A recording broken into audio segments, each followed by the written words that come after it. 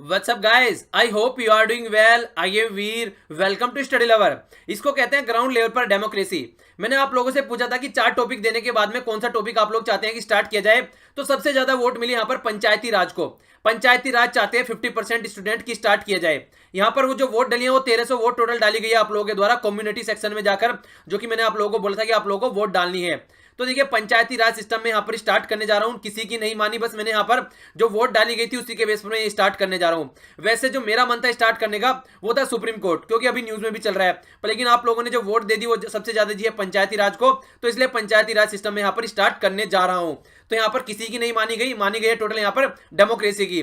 तो एक छोटी सी डेमोक्रेसी का उदाहरण आप लोगों को यहाँ पर देखने को मिल रहा है. मैं भी डेमोक्रेटिक वे में अपना लेक्चर भी स्टार्ट करने जा रहा हूँ पंचायती राज सिस्टम से रिलेटेड. लेक्चर स्टार्ट करने से पहले मैं आप लोगों को बता देता हूं. देखिए इसको बोलते हैं लोकल गवर्नमेंट. लोकल गवर्नमेंट बोलते हैं, इसमें दो पार्ट आते हैं नॉर्मली. एक तो होता है पंचायत राज, पंचायती राज, और दूसरा होता है म्युनिसिपैलिटीज. तो दोनों के बारे में तो यहां पर अभी डिस्कस नहीं करूंगा. यहां पर ओनली फोकस किया जाएगा पंचायती राज पे. ये सेक्शन आप लोगों को बाद में देखने को मिलेगा. नॉर्मली अगर मैं चाहूं तो इनको बड़ी जल्दी खत्म कर दूंगा, पर लेकिन कोई मतलब नहीं है घास काटने से. मैं यहां पर आप लोगों को इस तरीके से पढ़ाकर चलूंगा कि लेक्चर देखने के बाद में 99.99% आप लोग यहां पर अपना क्वेश्चन अटेम्प्ट कर सके. देखिए 0.00% तो मैं गारंटी नहीं लेता हूं, पता नहीं क्या क्या चीजें क्या क्या पूछ ली जाती हैं, पर हाँ इतना आप लोगों को जरूर गारंटी देता हूं कि आप लोग इतना कर ले जाएंगे कि आप लोग कभी कोई क्वेश्चन नहीं छोड़ पाएंगे. ठीक है, तो इस देखिए इसी तरीके से मैं पूरा डिस्कशन यहां पर लेकर चलूंगा और बिल्कुल शानदार तरीके से हिस्ट्री से उठाकर चलूंगा, जिससे कि आप लोगों के माइंड में बिल्कुल क्लैरिटी आए. पहले पंचायत कवर करूंगा, उसके बाद में म्युनिसिपैलिटीज कवर करूंगा. अच्छे से एक एक पॉइंट यहां पर आप लोगों के सामने रखूंगा और देखिए आप लोग भी मेरे साथ में यहां पर प्रैक्टिस करते हुए साथ में चलिए. ओके, तो आइए स्टार्ट करते हैं आज का डिस्कशन बिना टाइम को वेस्ट किए हुए. पंचायती राज सिस्टम. अगर पंचायत की बात करें तो महात्मा गांधी जी का पिक्चर में आना बनता ही बनता है. सबसे पहले महात्मा गांधी जी देखिए ऐसे इंसान थे जिन्होंने सबसे ज्यादा यहां पर सपोर्ट किया कि हमारी कंट्री में एक पंचायती राज सिस्टम होना चाहिए. इन्होंने तो यहां तक बोला था कि मेरा जो आइडिया है, अगर मैं मानूं कि देखिए गांव का विलेज कैसा होना चाहिए, तो उन्होंने बोला कि कंप्लीट रिपब्लिक होना चाहिए. ये किसी भी के अंडर में यहां पर प्रेशर में काम नहीं करने वाला होना चाहिए. खुद से अपने पड़ोसी, जो पड़ोसी में इसकी पंचायत सिस्टम है, उससे भी इंडिपेंडेंट होना चाहिए और खुद अपने सारे जो इंपॉर्टेंट इसको डिसीजन लेने हैं सारे डिसीजन खुद से ले. इस तरीके का हमारा पंचायती सिस्टम होना चाहिए. गांधी जी का नॉर्मली ये मानना था अगर हम लोग चाहते हैं कि ग्राउंड लेवल पर हमारी डेमोक्रेसी उतारी जाए, तो आप लोगों को गांव जो होते हैं, जो विलेज होते हैं, आप लोगों को उनको सुधारना पड़ेगा. अगर आप लोग गांव को सुधार पाते हैं, विलेजेस को सुधार पाते हैं, तो सब कुछ आप लोग सुधार पाएंगे. क्यों? क्योंकि सबसे छोटी यूनिट होती है एडमिनिस्ट्रेशन की, जो कि गांव. अगर गांव आप लोग सुधार पाएंगे तो सब कुछ सुधार पाएंगे. तो इसलिए महात्मा गांधी जी का जिस तरीके से हम लोगों ने डिस्कस किया, जिसके तरीके से आप लोगों ने पढ़ा होगा बायोलॉजी वगैरह में, कि देखिए जो हमारी बॉडी होती है उसकी सबसे छोटी यूनिट सेल होती है. ठीक है, तो इसी तरीके से जो सेल होती है, जो कोशिका होती है, वही आप लोग यहां पर देख सकते हैं. ये आप लोग उसी तरीके से इसको कंपेयर कर सकते हैं विलेज को पूरे एडमिनिस्ट्रेशन की. अगर देखा जाए तो सबसे छोटी यूनिट यहां पर है ये. और गांधी जी का तो विजन यहां तक था, उन्होंने तो ये बोला था कम से कम देखिए हजार हजार जो पॉपुलेशन के गांव बनाइए आप लोग और उनको यहां पर कंप्लीट इंडिपेंडेंसी दीजिए कि उनके पास में खुद से अपनी पावर होगी क्या उनको प्लान करना है और क्या उनको इंप्लीमेंट करना है. क्योंकि देखिए गांव में कोई काम अगर होना है, कहां पे नल लगना है, कहां पर कोई खुदाई होनी है, गड्ढा खुदना है, कहां पर कोई नाला बनाना है जिससे पानी निकाला जा सके, ये गांव का प्रधान जानेगा, ना कि प्रधानमंत्री. तो इसलिए अगर हम गांव के प्रधान को इस तरीके की पावर देकर चलते हैं तो ढंग से सोच समझकर वहां पे अच्छे से काम करेगा और उसको अकाउंटेबल यहां पर ठहराया जाएगा. तभी जाकर यहां पर प्रॉपर वे में डेमोक्रेसी ग्राउंड लेवल पर उतर पाएगी. तो यह था गांधी जी का विजन. अगर हम लोग यहां पर देखें तो बात कर लेते हैं जवाहरलाल नेहरू जी की. ये भी इसी को सपोर्ट किया करते थे. इन्होंने बोला था कि हमारे कंट्री गरीब है. क्यों? क्योंकि हमारे गांव गरीब है. अगर हमारे गांव गरीब रहेंगे तो हमारा कंट्री ऐसे ही गरीब रहेगा. जिस दिन हमारे गांव अमीर हो जाएंगे, हमारे जो विलेज हैं उन वे पावरफुल हो जाएंगे, उनमें अच्छे से सारी चीजें डेवलप हो जाएंगी, तब जाके हमारी कंट्री डेवलप हो पाएगी. और सबसे बड़ी बात इन्होंने बोली थी कि पंचायत को ज्यादा पावर देनी चाहिए. नॉर्मली देखिए क्या बात निकल कर आती थी. अब मैं आप लोगों को थोड़ा हिस्ट्री में लेकर चलता हूं. हिस्ट्री से देखिए थोड़ा चलते हैं. आप लोगों ने पता होगा कि हमारी कंट्री पे लगभग 200 साल तक नॉर्मली आप लोग लगा के चल सकते हैं अंग्रेजों ने रूल किया मोटा मोटा. ठीक है, तो उन्होंने अच्छे से रूल किया. आप लोग वो सिस्टम अगर देख सकते हैं तो वहां पर एक सेंट्रलाइज सिस्टम था. अगर थोड़ा सा अंग्रेजों से पहले भी मैं पहुंचूं, यहां पर मुगल शासन आप लोगों को देखने को मिलेगा, या फिर दिल्ली सल्तनत का आप लोग उदाहरण ले सकते हैं. वहां पर भी एक सेंट्रलाइज सिस्टम हुआ करता था. कभी भी उन्होंने डिसेंट्रलाइज करने की बात नहीं की. हमेशा एक राजा हुआ करता था, राजा के नीचे उसके कुछ मुनीम हुआ करते थे, जिनको आप नवरत्न भी बोला करते थे कई टाइम, वो सारे वहां पर रूल किया करते थे। और जैसे जैसे राजा जितना ताकतवर होता था उतना ही एडमिनिस्ट्रेशन ताकतवर होता था। जैसे जैसे राजा कमजोर होता था उतना ही यहाँ पर एडमिनिस्ट्रेशन कमजोर नजर आया करता था। इस तरीके का सिस्टम हमको देखने को मिलता था, चाहे आप दिल्ली सल्तनत देख लीजिए, मुगल एम्पायर उठा के देख लीजिए, या फिर ब्रिटिश एम्पायर उठा के देख लीजिए, सारा इसी लेवल पर यहाँ पर वर्क कर रहा था। तो इस लेवल का यहाँ पर सिस्टम आप लोगों को देखने को मिला। तो जब हमारा देश आजाद किया गया 1947 में, तो 1947 में यहाँ पर सेंटर को भी कुछ ऐसी पावर देने की बात की गई कि सेंटर को थोड़ा स्ट्रॉन्ग रखते हैं। चलिए ये तो बात सही है, सेंटर को थोड़ा स्ट्रॉन्ग रखते हैं, पर लेकिन जब बात की गई स्टेट्स की, तो देखिए स्टेट ने क्या बोला कि हम अपनी पावर नीचे ग्राउंड लेवल पर नहीं देंगे। मतलब पंचायत की जब बात आई तो स्टेटों ने एकदम मना कर दिया, बोले कि देखिए हम ये हमारे हिसाब से काम करेंगे, ना कि इनको ज्यादा पावर दी जाएगी, हम डिसाइड करेंगे कि इनको कितनी पावर देनी है। तो कुछ ऐसी बातें होने लगी यहां पर। इसीलिए आप लोगों को देखने को मिलेगा जब हमारा कॉन्स्टिट्यूशन इंप्लीमेंट किया गया कंप्लीट 26 जनवरी 1950, उस टाइम पर हमारे कॉन्स्टिट्यूशन में पंचायत नाम या फिर म्युनिसिपैलिटी नाम की कोई भी जगह नहीं थी, उनको कहीं भी जगह नहीं दी गई थी हमारे कॉन्स्टिट्यूशन में। तो ये आप लोगों को बाद में यहां पर देखने को मिलेगी। अब आगे चलेंगे तो आप लोगों को समझ में आएगा कैसे कैसे हमारे यहां पर कॉन्स्टिट्यूशन में पिक्चर में पंचायत और म्युनिसिपैलिटी आई है। आज की डेट में अगर हम लोग यहां पर देखें तो 3 टायर सिस्टम आप लोगों को देखने को मिलता है। ऊपर हो गया सेंटर, नीचे हो गया स्टेट, उसके नीचे हो गया पंचायत, ठीक है ना। और पंचायत में भी अगर आप लोग देखेंगे यहां पर 3 टायर सिस्टम देखने को मिलेगा, वो अभी आगे एक्सप्लेन करूंगा। देखिए नॉर्मली अगर आप लोग यहां पर देखेंगे लोकल सेल्फ गवर्नमेंट जिसको आज की डेट में हम बोलते हैं, पंचायती राज सिस्टम जिसको आज की डेट में हम बोलते हैं, ओरिजिनली हमारे कॉन्स्टिट्यूशन में, हमारे संविधान में नहीं था। जब हमारा संविधान बनाया गया उस टाइम पर यही नहीं था। क्वेश्चन कई बार पूछा जा चुका है, ओके, तो याद रखिएगा।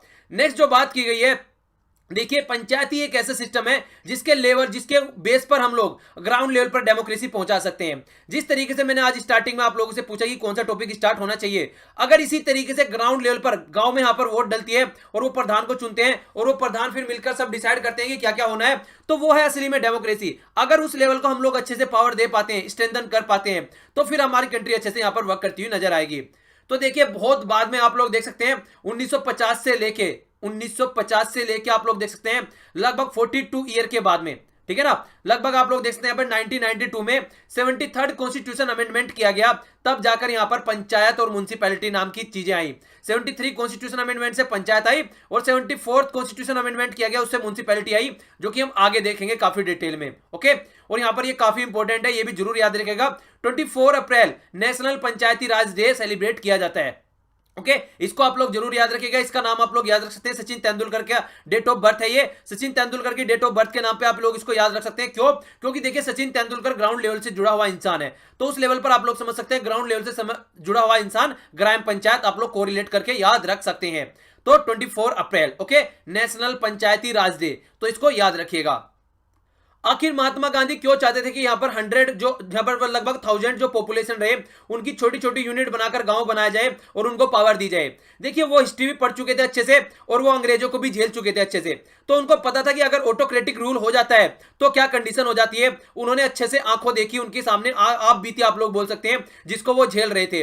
तो इसीलिए वो चाहते थे कि आगे आने वाले फ्यूचर में कभी भी ऐसी कंडीशन न बने कहीं पर भी, किसी भी लेवल पर कंट्री में, कि किसी एक पर्टिकुलर कम्युनिटी या किसी एक पर्टिकुलर इंसान के हाथ में इतनी ज्यादा पावर आ जाए कि वो अपनी दादागिरी चलाने लगे। तो इसीलिए उन्होंने बोला था कि जो पावर होनी चाहिए वो डिसेंट्रलाइज होनी चाहिए। डिसेंट्रलाइज का मतलब क्या है? पावर किसी एक पर्टिकुलर इंसान के हाथ में नहीं होनी चाहिए। जिस तरीके से मैं आप लोगों को काउंसिल ऑफ मिनिस्टर ऑलरेडी पढ़ा चुका हूं, आप लोगों को उस टाइम पे देखने को मिला था डिसेंट्रलाइज पावर वहां पर, ठीक है। एक पर्टिकुलर इंसान यहां पर डिसाइड नहीं करता है, पूरी काउंसिल ऑफ मिनिस्टर मिलकर डिसाइड करती है कि यहां पर क्या अगला स्टेप होने वाला है। या फिर आप लोग जो उसको और छोटा कर दीजिए तो कैबिनेट मिनिस्टर आप लोग बोल सकते हैं, पूरी कैबिनेट मिनिस्ट्री जो होती है, ठीक है। तो इस तरीके से भी आप लोग इसको समझ सकते हैं। तो गांधी जी वो बात बहुत अच्छे से जानते थे, इसीलिए वो बोलते थे हमेशा कि देखिए अपने गांव पर फोकस करो और गांव को अच्छा बनाओ। और इसी के तर्ज पर चलते हुए एपीजे अब्दुल कलाम सर ने भी बोला था पूरा का कॉन्सेप्ट, उन्होंने दिया था provide urban amenities in rural area. मतलब ये था कि जो भी फैसिलिटीज है आज के डेट में आप लोग शहरों में प्रोवाइड करा रहे हैं, वो सारी फैसिलिटीज आप लोगों को गांव में भी प्रोवाइड करानी है। अगर आप लोग ये काम कर पाते हैं, अपने गांव को डेवलप कर पाते हैं, अपने विलेज को डेवलप कर पाते हैं, तो देखिए अगर एक एक गांव डेवलप हो जाएगा तो देखते ही देखते पूरी कंट्री डेवलप हो जाएगी। यहां पर तो एक सिंगल यूनिट पर आप लोगों को फोकस देकर चलना पड़ेगा। जिस तरीके से आप लोग देख सकते हैं एक एक ईंट मिलाकर घर बनता है, पूरा बिल्डिंग तैयार हो जाती है बड़ी से बड़ी। तो वो बिल्डिंग कब तैयार होगी? जब एक एक ईंट स्ट्रांग हो। अगर ईंट स्ट्रांग नहीं होगी तो कहीं ना कहीं वहां पर प्रॉब्लम होती हुई नजर आएगी। तो बिल्कुल इसी तरीके से आप लोग समझ सकते हैं, ईंट की तरीके से देख सकते हैं आप यहाँ पे एक एक गांव को। अगर गांव अच्छा रहेगा तो सब कुछ अच्छा रहेगा। ये थोड़ा डेटा मैं आप लोगों को यहां पर दिखा रहा हूं, रटना नहीं है बिल्कुल भी, और ये एक अप्रोक्सीमेट डेटा है, बिल्कुल करेक्ट डेटा नहीं है कि बिल्कुल इतना ही, क्योंकि देखिए चेंज होता रहता है, कई सारे डिस्ट्रिक्ट नए बनते रहते हैं, ब्लॉक कई सारे गांव भी आप लोग देखते हैं डिवाइड होते रहते हैं, तो ये एक्यूरेट बिल्कुल डेटा नहीं है, आप लोग इसका एक अप्रोक्सीमेट निकाल सकते हैं। और देखिए एग्जाम में भी ऐसे ही पूछा जाता है, बिल्कुल आप लोगों से कोई नहीं पूछेगा एक्यूरेट डेटा, तो आप लोगों को लगभग पता होना चाहिए कि लगभग 2.5 लाख पंचायत है हमारी कंट्री में, ठीक है ना, 2.5 लाख पंचायत है लगभग, आप लोग देख सकते हैं लगभग 6,000 से कुछ ज्यादा यहाँ पर ब्लॉक पंचायत देखने को मिलेगी, और जो डिस्ट्रिक्ट लेवल पर आप लोगों को देखने को मिलेगी, तो डिस्ट्रिक्ट में लगभग आप लोग 600 डिस्ट्रिक्ट आप लोगों को देखने को मिलते हैं, हालांकि आज की डेट में थोड़े ज्यादा हो चुके हैं, ठीक है ना। तो टोटल मिलाकर अगर आप लोग यहां पर देखेंगे तो यहां पर 2.5 लाख टोटल आंकड़ा आ जाएगा, इनको मोटा मोटा अगर ऐड करेंगे तो हम लोग, ठीक है, तो टोटल आप लोगों को यहां पर 2.5 लाख याद रखना है आज की डेट में, अगर पंचायत लेवल पर हम लोग वर्क करते हैं तो देखिए अगर 2.5 लाख यूनिट हमारे कंट्री में छोटी छोटी यूनिट को अगर स्ट्रेंथ करेंगे हम लोग, तो देखते ही देखते पूरी कंट्री अपना आप ताकतवर हो जाएगी। तो सबने यही बोला था कि आप लोगों को इन यूनिट को सुधारना है, अगर आप लोग रियली में चाहते हैं कि कंट्री हमारी सुधर जाए। और यही एक ऐसा लेवल है जहां पर आप लोगों को वुमेन भी अच्छे लेवल पर यहां पर देखने को मिलती है। आज की डेट में अगर आप लोग देखें, कई सारे स्टेट का उदाहरण ले सकते हैं, आप लोग बिहार का उदाहरण ले सकते हैं, शानदार एग्जांपल है काफी। यहां पर आप लोगों को देखने को मिलेगा एक ग्राउंड लेवल पर जो वुमेन होती है वो प्रधान की भूमिका बहुत अच्छे से निभा रही है हमारी कंट्री में। और ये ऑल ओवर वर्ल्ड आप लोग कंपेयर कर अगर देखेंगे, हमारी कंट्री में ग्राउंड लेवल पर, डेमोक्रेसी के ग्राउंड लेवल पर, बिल्कुल पंचायत लेवल पर सबसे ज्यादा वुमेन पार्टिसिपेशन है all over world. Only India की बात नहीं कर रहा हूं, बिहार की बात नहीं कर रहा हूं, ऑल ओवर वर्ल्ड की बात कर रहा हूं। पर लेकिन जैसे जैसे हम लोग ऊपर जाते हैं वैसे वैसे ये काफी कम होता चला जाता है, जब हम स्टेट पे पहुंचते हैं और कम हो जाता है, और सेंटर पे और कम हो जाता है, तो वैसे वैसे ये कम होता चला जाता है, जो कि सबसे गलत बात है। हालांकि 33% यहां पर रिजर्वेशन देने की बात की जा रही है पार्लियामेंट में, पर लेकिन वो जो बिल है राज्यसभा से पास कर दिया गया था, पर लोकसभा में आज तक पेंडिंग पड़ा हुआ था, वो आज तक पास नहीं किया गया है। बार बार उसके ऊपर जिक्र उठता है कि हाँ भैया देख लो इसके बारे में कुछ कर लेते हैं, पर लेकिन बार बार वो फिर से पास नहीं किया जाता कि 33% यहां पर वुमेन को सीट दी जाए। ओके, तो ये कुछ डेटा है आप लोगों के लिए, ये डेटा रटना नहीं है, आप लोगों के माइंड में क्लैरिटी आ जाए कि मैं किस लेवल पर बातें कर रहा हूं, ठीक है। तो मैं यहां पर अंडरस्टैंडिंग के लेवल पर बातें कर रहा हूं, ना कि आप लोगों को रट्टू तोता बनाने के लेवल पर बातें कर रहा हूं। तो वो बात आप लोगों को साइड में रख देनी है, क्योंकि आज तक मैंने कोई भी लेक्चर लिया है, एक बार भी आप लोगों को ये नहीं बोला कि किसी भी चीज को आप लोग रट लो, क्योंकि मैंने कभी कोई चीज नहीं रटी है, तो मैं आप लोगों को क्यों सजेशन दे सकता हूं रटने के लिए। हमेशा अंडरस्टैंड करो, और अंडरस्टैंड किस तरीके से की जाती है चीजें, अंडरस्टैंड इस तरीके से की जाती है कि उस सिस्टम में अपने आप को रख के थोड़ा समझिए। अगर आप लोगों को हिस्ट्री समझनी है तो आप लोग क्या करना होगा, अगर आप लोग अकबर को पढ़ने बैठ जाते हैं तो अपने आप को अकबर समझिए, ठीक है, और आप देखिए कि ये एडमिनिस्ट्रेशन कैसा है आपके आसपास में, तब आप उस तरीके से उसको कोरिलेट कर पाएंगे। इसी तरीके से आप लोग कोई भी पोर्शन पढ़ते हैं अगर यहां पर, उस सिस्टम में कहीं ना कहीं अपने आप को घुसा दीजिए, और तब जाकर अंदर से उस सिस्टम को देखिए, फिर देखिए कितने शानदार तरीके से आप लोग उस चैप्टर को पढ़ पाते हैं और उस चैप्टर को समझ पाते हैं। ये सबसे इंटरेस्टिंग वे होता है किसी भी चीज को पढ़ने का। तो इस तरीके से आप लोग किसी भी किताब को पढ़ सकते हैं अपने आप को उसमें डालकर। ओके, तो आइए अब आगे चलते हैं।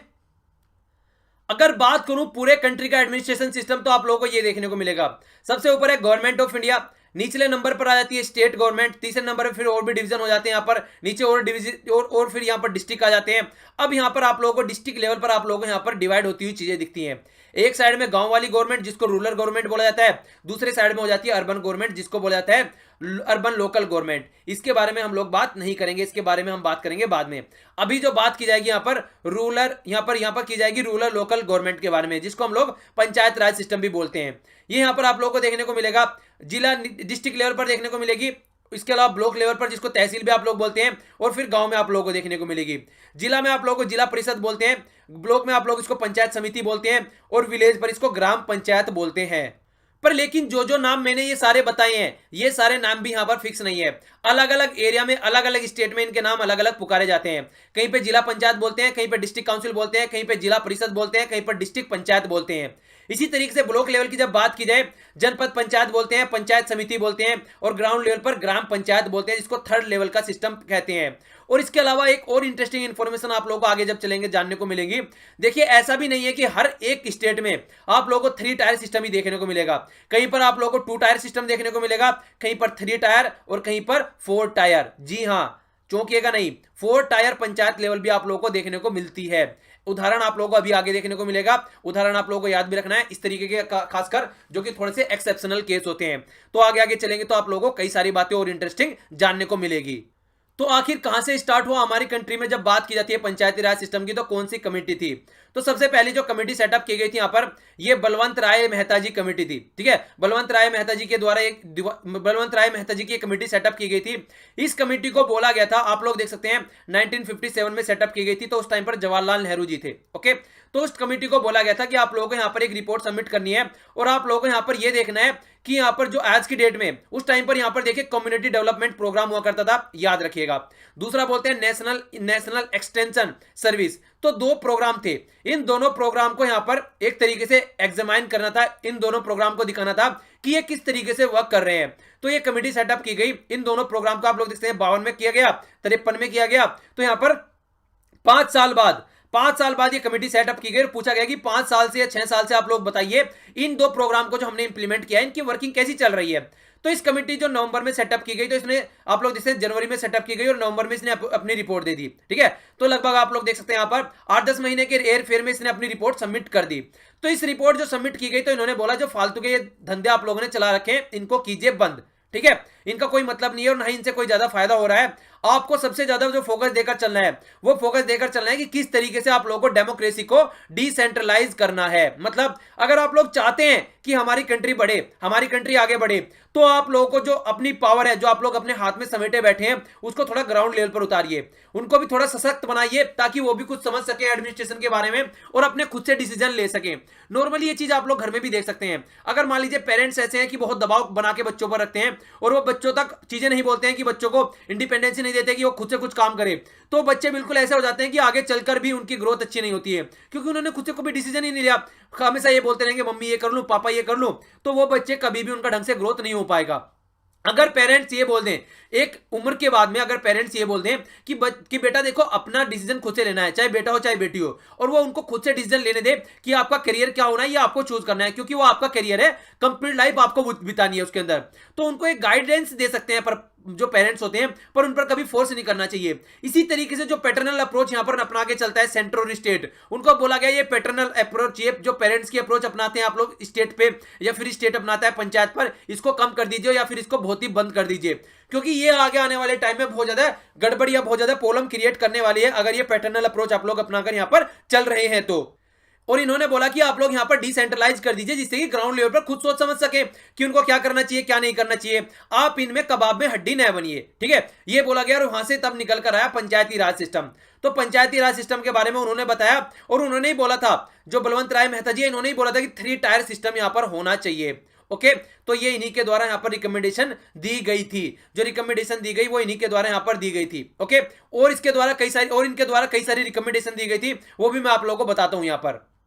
तो इन्होंने ये बोला था कि देखिए जो एक ग्राउंड लेवल पर होता है, यहां पर तो आप लोगों को इलेक्शन कराने हैं, ठीक है, पर लेकिन यहां पर आप लोगों को यहां पर तो डायरेक्ट इलेक्शन कराने हैं, पर यहां पर आप लोगों को इनडायरेक्ट इलेक्शन कराने हैं। जिस तरीके से आप लोग देखते हैं राज्यसभा के इलेक्शन होते हैं ना इनडायरेक्ट वे में, प्रेसिडेंट के इलेक्शन आप लोगों को इनडायरेक्ट वे में देखने को मिलते हैं, तो यहां पर जब लोकसभा के इलेक्शन होते हैं तो आप लोगों को देखने को मिलता है मेंबर ऑफ पार्लियामेंट यहां पर चुनकर जाते हैं, लोकसभा की जब बात की जाती है, या फिर एमएलए की बात कर सकते हैं आप लोग, मेंबर ऑफ लेजिस्लेटिव असेंबली। ठीक है ना, तो अगर इनकी बात की जाए यहां पर, तो यहां पर ग्राउंड लेवल से उनको चुन के भेजा जाता है, तो उन पर तो आप लोग इस तरीके से फोकस देकर चलिए और यहां पर इनडायरेक्ट इलेक्शन कराइए। इन्होंने क्या बोला दूसरा, आप लोगों को जो रिसोर्सेज है वो भी यहां पर ट्रांसफर कर देने चाहिए, मतलब सारे नहीं पर कुछ लेवल पर रिसोर्सेज आप लोगों को यहां पर ट्रांसफर कर देने चाहिए, जिससे कि खुद से डिसीजन ले सकें। अगर मान लीजिए कहीं पर कोई खंबा लगाना है, कहीं पर कोई नल लगाना है, कहीं पर कोई पंचायत बनानी है, कहीं पर कोई स्कूल बनाना है, कहीं पर कोई किसी भी तरीके से मतलब मान लीजिए प्ले ग्राउंड बनाना है गांव में, कोई किसी भी लेवल में जोड़ या तालाब बनाना है वहां पर, ठीक है ना, वाटर टेबल उठाने के लिए वहां पर रास्ता बनाना है, खड़ंजा वगैरह बनाना है जो ईंटों का बनाते हैं गांव में, तो अगर ये कोई भी काम इनको करना है तो वो ग्राम में जो प्रधान होते हैं उनको सोचने दीजिए। ये प्रधानमंत्री का काम नहीं है, ये प्रधान का काम है, तो प्रधान का काम प्रधान को ही करने दीजिए आप लोग, तो इसमें आप लोग टांग न अड़ाइए। ठीक है, तो ये कई सारी बातें इनके द्वारा बोली गई। तो इस पैटर्न पे जो आप लोगों को फर्स्ट टाइम यहां पर देखने को मिला, वो यहां पर सिस्टम निकल के आ रहा है राजस्थान में। राजस्थान कंट्री में फर्स्ट ऐसा स्टेट है जहां पर सबसे पहले फर्स्ट स्टेट में पंचायत स्टेब्लिश की गई।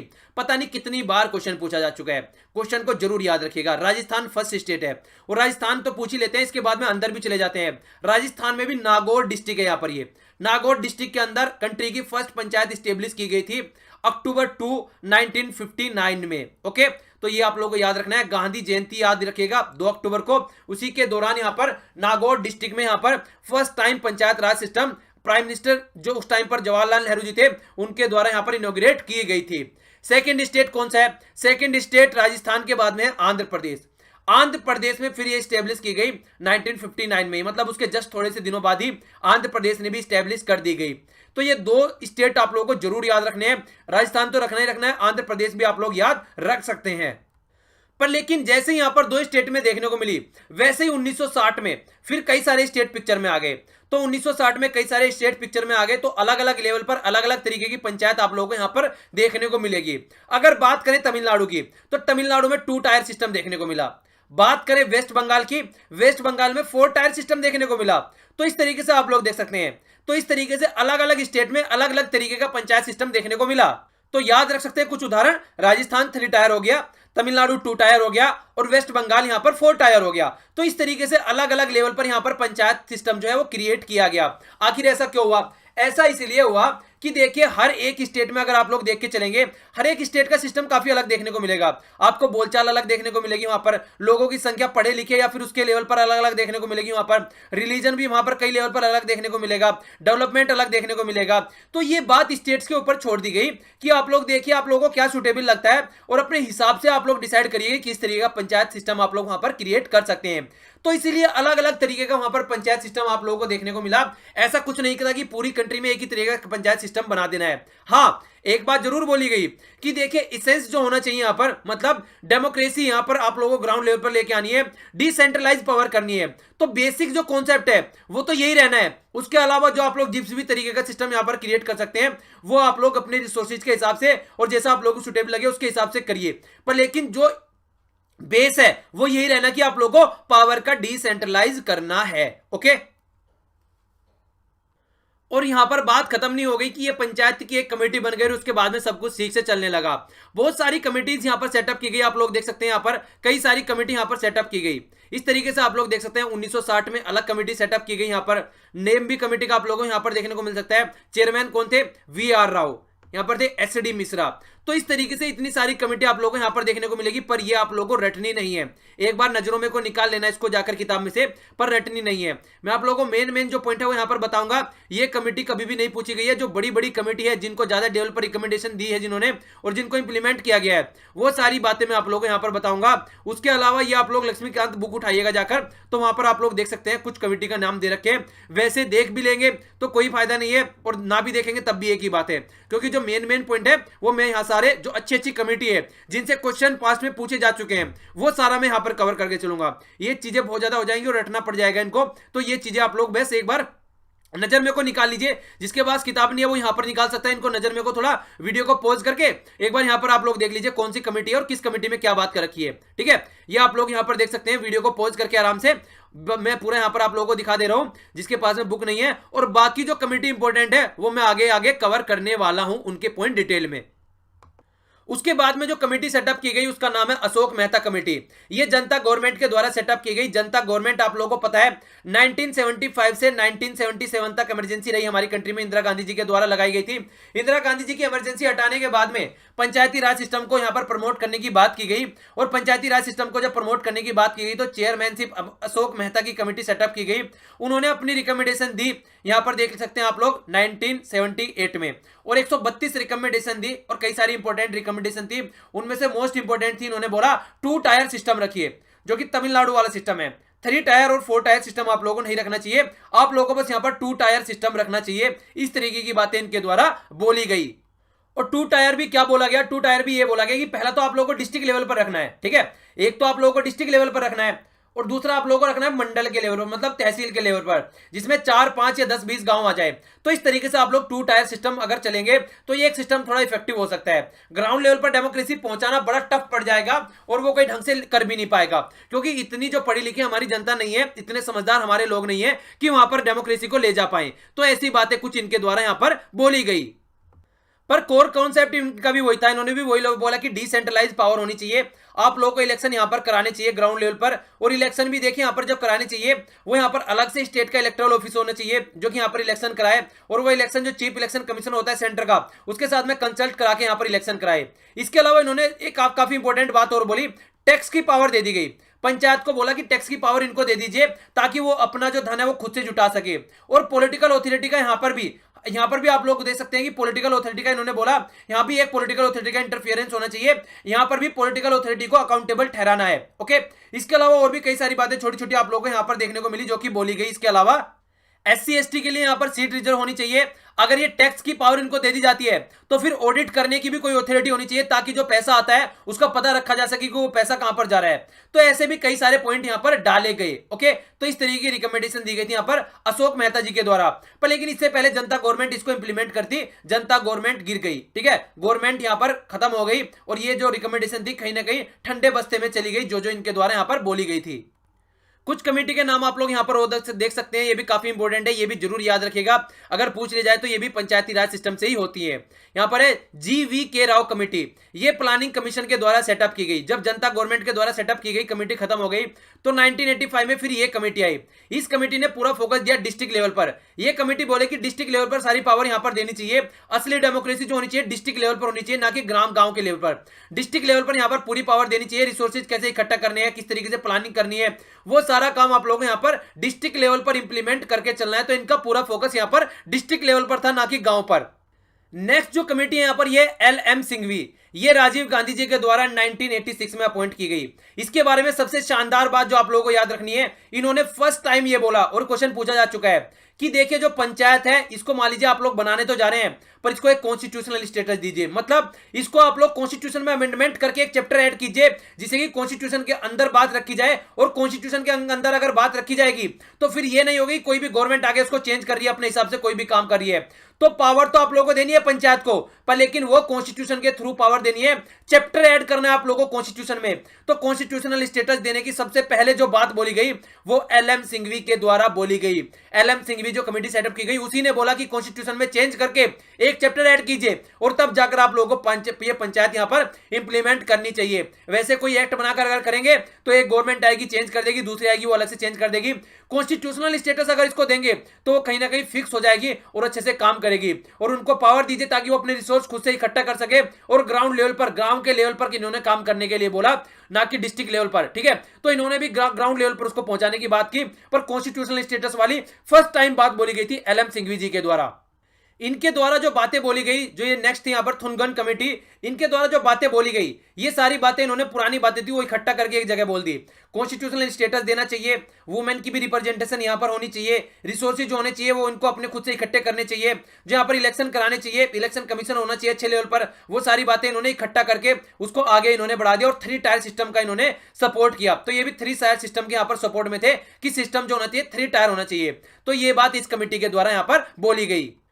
फिर गडगिल कमेटी आई, गडगिल कमेटी ने भी मिलजुल कर यही बात बोली कि देखिए कॉन्स्टिट्यूशनल स्टेटस यहां पर देना चाहिए, वुमेन SC ST के लिए रिजर्वेशन होना चाहिए, फिक्स 5 ईयर यहां पर होने चाहिए, स्टेट फाइनेंस कमीशन है उसको डिसाइड करना चाहिए कितना फाइनेंस यहां पर देना है, इलेक्शन कमीशन यहां पर अलग से होना चाहिए इनके इलेक्शन कराने के लिए।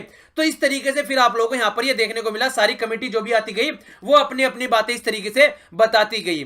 तो आज के लेक्चर में देखिए यही खत्म करते हैं। नेक्स्ट लेक्चर में आगे स्टार्ट करूंगा पूरा क्या क्या कॉन्स्टिट्यूशनल स्टेटस है। लेक्चर में सारी चीजें आप लोगों को काफी कुछ आगे देखने को मिलने वाला है, क्या क्या आर्टिकल है, किस किस आर्टिकल में क्या क्या बातें हैं, और भी बहुत कुछ आप लोगों को यहां पर देखने को मिलने वाला है। तो एक बार थोड़ा देख लेते हैं क्या हम लोगों ने कवर किया।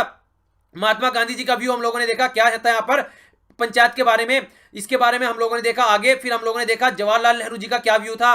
हम लोगों ने देखा यहाँ पर लोकल गवर्नमेंट जो होती है, पंचायती राज सिस्टम और म्युनिसिपैलिटीज 2 तरीके से होती हैं, किस तरीके से यहाँ पर पूरा गवर्नमेंट का सिस्टम होता है वो देखा, क्या यहाँ पर एक्चुअल में है वो भी देखा हम लोगों ने, अगर इनको अलग अलग एरिया में हम लोग देखें यहाँ पर तो ओके। इसके बाद में हम लोगों ने जाना किस तरीके से यहाँ पर इसको एस्टेब्लिश किया गया 73 कॉन्स्टिट्यूशन अमेंडमेंट के तहत 24 अप्रैल यहाँ पर नेशनल पंचायत डे के रूप में सेलिब्रेट किया जाता है। इसके बाद में बलवंत राय मेहता कमेटी हम लोगों ने देखी जो कि सबसे इंपॉर्टेंट थी, अशोक मेहता कमेटी देखी इसके बाद में, फिर हम लोगों ने GV राव कमेटी देखी, फिर हम लोगों ने LM सिंघवी देखी जिसने कॉन्स्टिट्यूशनल स्टेटस की बात की, फिर हम लोगों ने यहाँ पर थुनगन कमेटी देखी और नेक्स्ट हम लोगों ने गडगिल कमेटी देखी।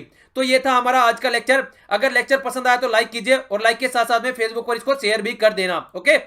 जिससे कि और भी स्टूडेंट जुड़ सके और उनको और भी फायदा हो सके कि हाँ इस तरीके के लेक्चर भी मिल रहे हैं। ठीक है, तो देखिए आप लोग एंजॉय कीजिए और कमेंट कीजिए आप लोगों को लेक्चर कैसा लगा। और देखिए और डिटेल में लेक्चर को अच्छे से डिस्कस करेंगे, तो एंजॉय करते रहिए, इसी तरीके से हम लोग एंजॉय करते रहेंगे। ओके, अपने आसपास सफाई रखिए, पेड़ पौधों को सेव कीजिए और मिलजुल कर रहिए, चीजों को शेयर जरूर कर दीजिए और रिविजन जरूर करते रहिए।